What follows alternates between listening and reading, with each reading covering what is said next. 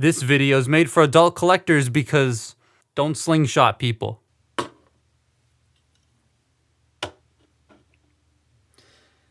God, it's amazing what 10 years can do. This one makes this noise. And this one doesn't make any noise. Yay. Armada wheel.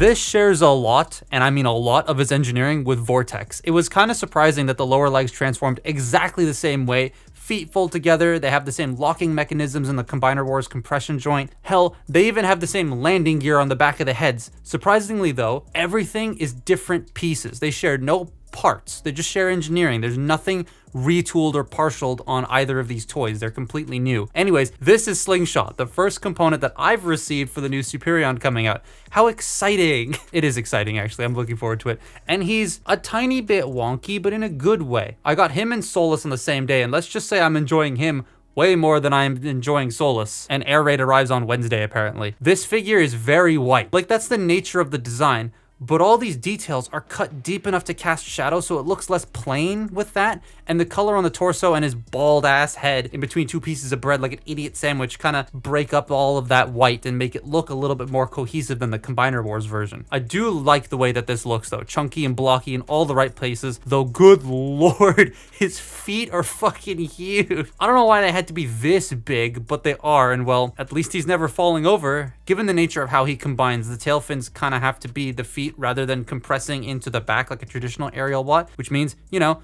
the heels are gonna be massive. I just wish they folded a little bit more. His arms look a tiny bit flat from some angles just due to where they end up in plane mode, but I don't mind them that much. The renders made them look a lot worse than in person. Head sculpt is Slingshot. He looks like a bald orange man with shades that are the same color as his face and then put between two pieces of bread. It's always looked weird as a head design to me, but they nailed what they were going for here. Plastic on this also feels nice. Not as nice as like Vortex, but nicer than Solus. He does have a really nice heft to him, but he by no means feels flimsy. His waist though, Vortex didn't have this issue, but here Slingshot's wobbles a tiny bit on the combiner joint, similar to how my old drag strip I totally didn't sell and still have did. Speaking of splitting though, Vortex and Slingshot mix. That's kind of funny. Oh, and the vehicles look like this. He does come with two small double barrel pistols that do look neat, but it would have been cool if one of them was slightly different from the other, but I still like them. He does have trigger happy hot roddy shoulders, which while they don't bump into the head, they feel a bit awkward to mess with because the double hinge doesn't click into place. And while it's not loose, it does end up moving a tad and it's a little weird. So we're gonna compare the articulation, not just walk through it, but compare it to the original Combiner Wars toy, because the original kind of blah, blah, blah, blah, blah, blah. That's not how that works. The original Combiner Wars toy kind of sucks. So we'll do the Combiner Wars one first. The head is on a ball joint. You get no tilt, but you get a lot of up and no down unless you want to use the ratchet. You got ball jointed shoulders that can go out that far. You have bicep rotation, a ratcheted 90-degree elbow, nothing at the wrist. The loosest waist swivel in the world. Ball jointed hips that go forward and back, in and out. Thigh rotation. 90-degree bend at the knee and nothing else. That's it. Whereas on the new one has a lot more. So you get the tiniest bit of head tilt, but still not great. Not that far up, but you do get a decent amount down. The shoulders, they can rotate. The backpack does kind of get in the way a little bit, but you can move it around. They go out that far, and then if you want to use that joint that doesn't tab in, they go out that far. You have a bicep rotation, double jointed elbows, nothing at the wrist. Waist rotation that's really tight, but again, it does slightly wobble a little bit.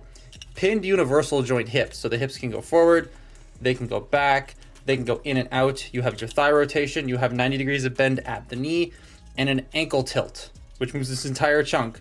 Now, if you want to, one of the things you can do is you can like display these wings out a little bit.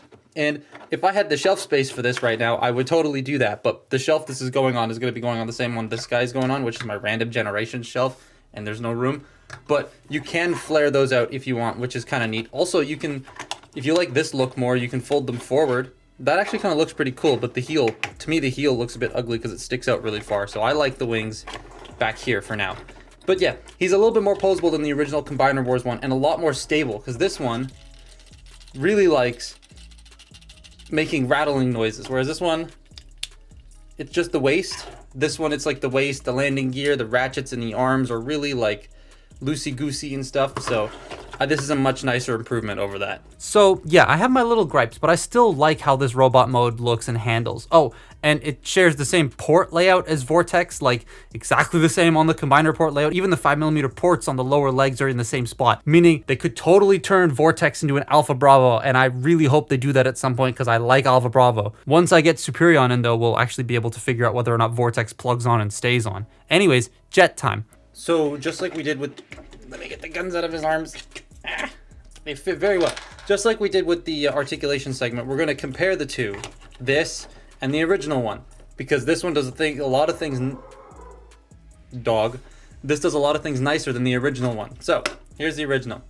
Start with, we're going to rotate the head, fold this up and in. You're going to take this section, collapse it together, open this up, collapse the legs into place, fold that closed. I don't like that sound.